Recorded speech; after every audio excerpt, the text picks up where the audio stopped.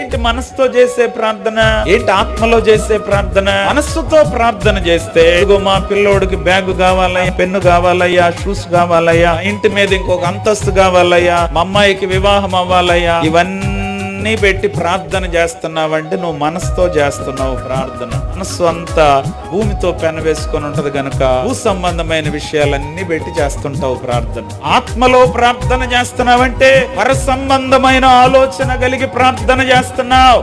కోటాను కోట్ల దూత గణము మధ్య, కెరూబులు సెరాపుల మధ్య గడప కమ్ముల పునాదులు అదిరిపడినట్లుగా స్తోత్రింపబడుచున్న సింహాసనం మీదున్న గొర్రె పిల్లగా ఉన్న క్రీస్తు ప్రభువా, నేను నువ్వు అట్టి మహిమను చూడాలని, నేను నువ్వు ఆ స్థానములో ఉండాలని, నేను నిత్య జీవమునకు వారసుని అవ్వాలని, సదాకాలం మీతో ఉండాలని, దీవెనలు నాకు కావాలి, మీ పరలోక సంబంధమైన ఆత్మ నాకు కావాలి.